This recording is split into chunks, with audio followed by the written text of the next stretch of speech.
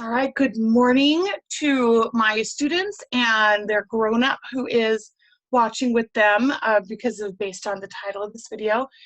In the packets for this week, I'm starting for the month of May, we have a new activity that I wanted to go over with everyone. First, I want to draw your guys' attention to some of these fit activities. I found these. They were sent in an email from a blogger that I subscribe to. And I just thought these are so great. It's name practice, it's physical activity, and now that the weather is much nicer, this is an excuse to get out of the house. Hopefully you have found some reasons to get out of the house prior to this, but things can be difficult depending on where you live. So this is just another idea. And parents, sorry, because remember, I'm one of them too. I'm not just the teacher, I'm parents of one too. You're not getting out of this activity free either. So there are 3 papers. This first one is, well, they all are to spell your name, okay? Yes, of course. By first grade and this point in kindergarten, the kids all know how to write their name. And you should know how to write your name too, huh, grown-ups? But here's the fun physical activity twist to it. You're gonna spell out your name, but do certain activities for each letter, okay? So, if I were spelling my name, and this one is the one that's for kids. Okay, so I guess this would be Lynn. So she'd find L. She would pretend to jump rope for about 20 seconds. Okay, and then we'd find the Y. She would walk on her knees for a count of 10. So maybe we'd find grass. And then N, pick up a ball without using your hands. And sorry for Lynn and sorry to Finn, you'd have to do this one twice because your name's ended in double N. So that would just be something really fun. And you know, try it every day. And guess what? If the kids start having an easy time with those, then like my own child, we call her by a nickname. That's not her full first name. She's looking at me from across the living room like, oh no, what am I gonna have to do? So the L-Y-N-N is only the first half of her first name that's like on her birth certificate. And then, so we'd have to add an E. So walk like a bear for a count of 5. And then T, pretend to pedal a bike with your hands for a count of 17. Then I'd let her have a few seconds to rest. Then she'd have to do the T again, okay? And then she'd have to do the E again, the walk like a bear for a count of 5. So then you could do that for a couple of days and our bodies are going to adjust. And if you wanted to amp it up even more, have them spell out their middle name. Yeah. And depending on how they do with that, you could even eventually add on the last name, okay? So this could end up being really, really fun. And I'm excited to have Lynn start doing these because it's an excuse to go beyond our patio. So now there's another one. This is a workout for beginners. So I thought, well, this is probably where, well, I might start with the kids one to model for my own child. And so depending on how your kiddos do, some are a little more active than others. So, you know, you could do the kids one first, middle, and last name and be done with that in a week if they're begging for more. And then you guys could do the beginner level. So these will be a little more difficult. So again, if I were to spell Lynn's name, she would do a 5-second plank for L. So I'd have to show her what a plank is. And then Y, 10 leg raises. So these are much more like physical activity exercising ones. The ones for the kid name are things that we would do in school to do their gross motor and fine motor skills. This one is more like what you would do at a gym to work out. I gotta open a cheese stick. Water break. There you go, hon. Okay, so you could do the same thing, spelling your first name. If it's a nickname, stretch it out to the legal name.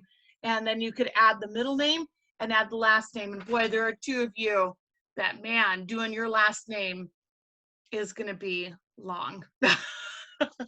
So, all right. And then for you parents who are really wanting to challenge yourselves, we have the extreme workout. Okay, so man, this one, whoo, 200 jumping jacks, 25 burpees. How do you feel about burpees? You like burpees? When I was getting my physical therapy last summer, I had watched something on YouTube and it had somebody talking about burpees. So this one here asked one of the, you okay? Well, don't stomp on it. Be careful. She stepped on my easel. She asked somebody what a burpee was, and he showed her how to do it. It was really funny. It was funny. It was fun to, he always would do some exercises with her. Like I'd have to look up what a mountain climber is. I can kind of guess. 100-second wall sit, a 5-minute plank. So this is definitely more for those of you who are used to doing more exercise. Maybe you go to the gym, maybe you have a home gym, and you're definitely more of an exerciser. Maybe I'm thinking of one family, you guys go out on hikes all the time, so you definitely would be able to probably do this one. So if any of you kids can get up to this point, oh man, I will be so proud of you. Seriously. I will have to look up what plie squats and Russian twists are. Oh man, bird dogs. I don't know what any of those are. So I'm sure that there are YouTube videos that demonstrate the proper way to do a lot of these exercises, even like the planks. Believe it or not, there is a right and wrong way to do it, because I actually love doing planks. It's kind of a, do I really like to do it? But it works the entire body, and man, it's a good workout. But I would highly recommend looking up some of these, seeing if there are videos and demonstrations on YouTube so that you do them correctly, because it is always extremely important that when you are doing specific exercises like these, that you do them in the correct form so that you don't hurt your body, right? We talked about that with doing some of our Jack Hartman videos. He's another resource, by the way, for sight words and counting, even alphabet sounds. Even though all of you guys know your letters and sounds, just doing some of those exercises get you guys moving. So grown-ups, if you really need to take a phone call or you just need to cook dinner and they're all done with their work, honestly, YouTube, Jack Hartman. They know a lot of the material that he does, but you could easily set up a playlist that will keep them busy for 15-20 minutes. And it's great review, it's great exercise, it's a wonderful brain break in between each of the activities that they do. So that's another resource. Now, another thing in your packets, and this will work on for the whole month of May, I found this and I got really excited, because no matter how we twist what we are going through right now, guys, especially these kindergarten and first graders, when you get to high school and you're studying US history, you will probably be studying the events of this pandemic. I'm not even kidding you. Just like high schoolers now study Vietnam, they study World War II. even the Depression. Anytime that there is a point of major stress, major events that change daily life to the extreme like this. Students now are even studying 9/11. That's something that I lived through. My parents lived through Vietnam. My parents might be about the age of your grandparents, but like my grandma, who will be turning 101 in July, she was born during the Depression. Oh my goodness, can I just share this really quick? So grown-ups, you will have heard about the 1918 Spanish flu pandemic.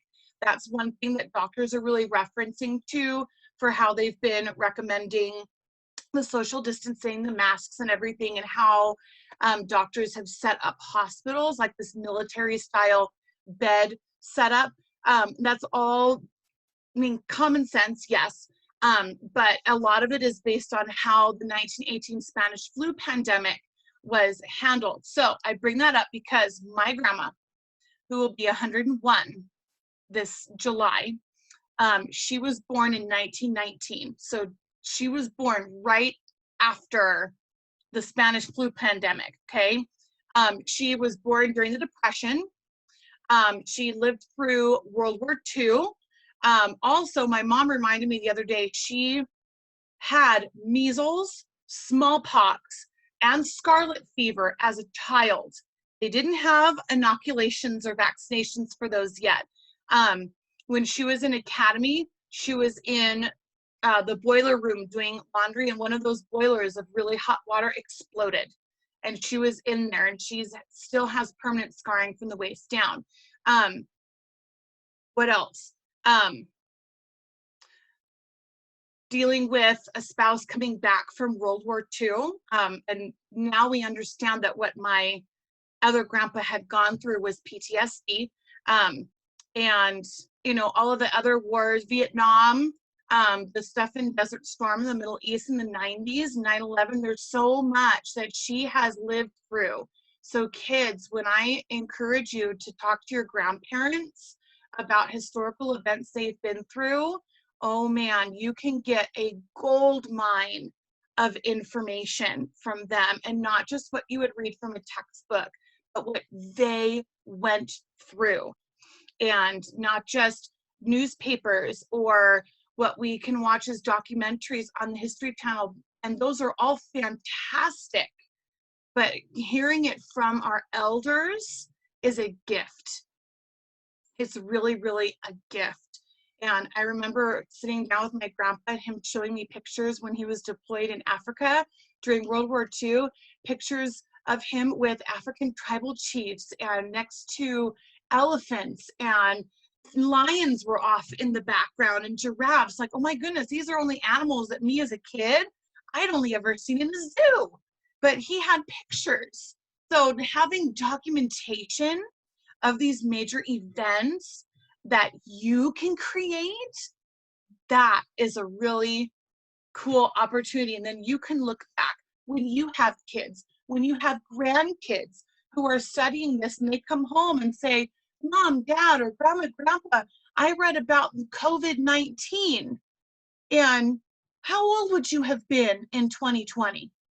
What was it like for you? And you can pull this out, and I'm going to show you in a second. You might have already seen from your packet, and say, well, let me show you my time capsule.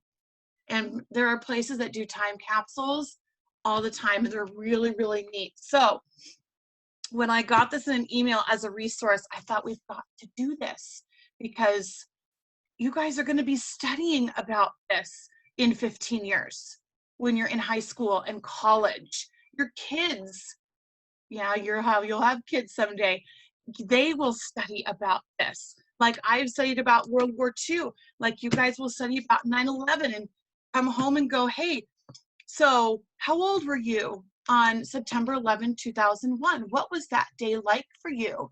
And your parents could share about that even now. So we have a time capsule, my 2020 COVID-19 time capsule. So I encourage you guys to do a page a day. And this will probably take us through the month of May. So, and I colored this, and I decided to do the orange outline because when they show pictures of what the virus looks like under microscopes, it kind of has these almost these little polyps, these little bumps along the outside, and they're shown as orange, I think, either orange or green. Now I would have to look it up and make sure. But you can color it however you want. And the green is the land, the continents, and blue is the ocean. Okay, so each day there is something a little different in here. Now also, if you have a grown-up who can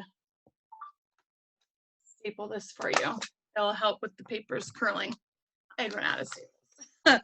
Okay, so, and right here on the front page, you are living through history right now, okay?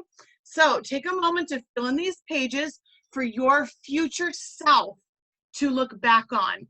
And here are some other ideas of things to include, okay? Some photos from this time, some pictures. Maybe you could ask your grown-up to print out some pictures. Maybe they got a picture of you doing work or watching a video from one of our lessons, okay? A journal of your days, okay? Maybe you're already doing that. Local newspaper pages or clippings, and you can print out articles online too. Any artwork you created, okay?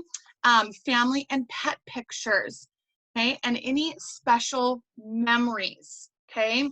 Anything that you guys had to do that was a little out of the box, okay? So that's what this page would be. So this one probably wouldn't be finished right away, but it can get you started thinking. So for this page, I want you to have a conversation with your grown-up and think of some things here that you guys can set aside.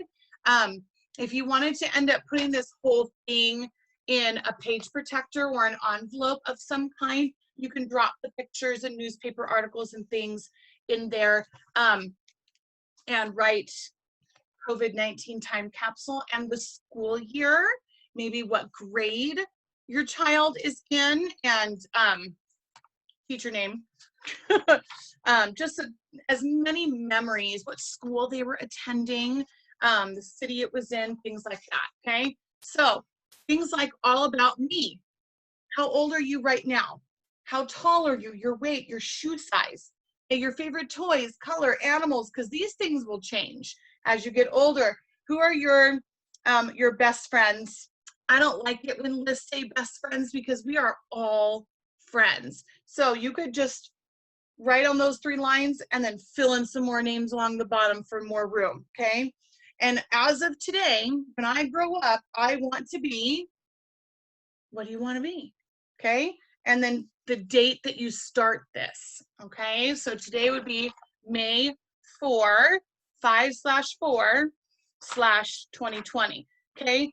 And this is also really important. This is another reason why I saw this. Now, like, we have to do this because there are so many emotions and feelings going through all of us right now.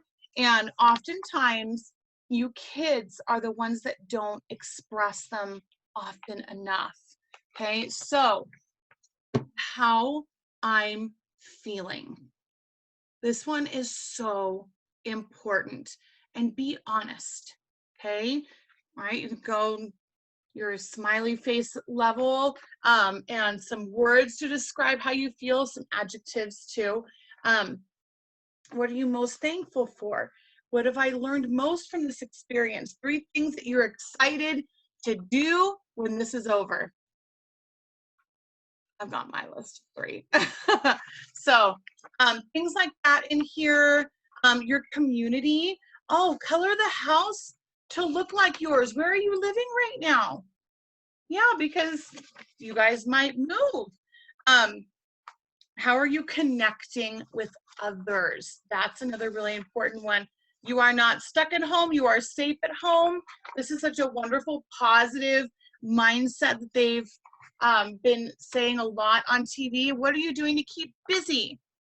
I know one thing Lynn's going to put down is that she's been tending our school patio garden, and she's been doing a fantastic job of that. She's sitting in my armchair right now reading. You know, things like that. What are you doing to keep busy? Oh, your handprints. And you guys can have such fun with this. You can have a grown-up help you trace your hands, or if you happen to have paint, that would be really fun, okay? What else was in here? Oh, special occasions. What special occasions did you celebrate? Well, we celebrated my birthday. We did celebrate a birthday. Mother's Day is coming up. Easter. Did your parents have a wedding anniversary? And I know there are 3 of you who are having birthdays in the month of May, and one of you has an older brother who had a birthday in April. So things like that. And how did you celebrate? Okay, because I guarantee you it was different than what you normally would have done. Okay, and then write a letter to yourself. Write a letter to yourself. Tell yourself more about what your favorite things were. Okay, what was your favorite book at this time? Maybe what was your favorite movie? Find some positive things and experiences from this. Like Lynn might say, she got to stay up past her regular school bedtime. So I certainly would have said that as a kid. So, and the next page, interview your household. So have your grown-ups sit down. Maybe you guys can have a snack or something, and ask them these questions. So this is for the grown-ups to answer. What has been the biggest change? How are you finding homeschooling? And how many days did you spend inside? And that one probably will not get filled out until they lift the quarantine. So but keep track, okay? What TV show you watched? Oh man, I've been watching a lot. Your newfound favorite inside household activity? So those will be goals for after this, okay? And then also grown-ups, a letter from your household. So this is where the grown-ups can write a letter, okay? And there's only one, okay? So either parents, you can write it together, or if you each wanted to write your own, one of you could write on here and the other can write on the back. Maybe you have some lined paper that you can write on and attach it to this. So this will be such a great memory book. And normally in the month of May, we would be doing a school year memory book. And man, this has been an epic, memorable part of our school year. So this will be a great activity, and it shouldn't take very long. Maybe in the next couple weeks, just do one activity a day, 1 page a day. So, and don't forget, get out there and do PE. All right, so I'm excited to breeze through these when they're done, and I will be giving these back, okay? So in fact, when you finish them, because I'm having surgery on the 11th of May, so I'm not even sure if this should get turned in with the other work. If you guys wanted to just send me pictures, or you could take a quick video and send it to me, just flipping through when all the pages are complete, and then do not turn this in with the other work, because I will be in a cast for 2 weeks. So I don't want to keep these. So if you guys grown-ups can just send a picture or a video rather, just turning through the pages so I can glance and see that everything is done on each page, that would be fantastic, and I'll count that as turning it in, okay? So have a wonderful day. Enjoy these activities, all right? And I'll see you guys next time.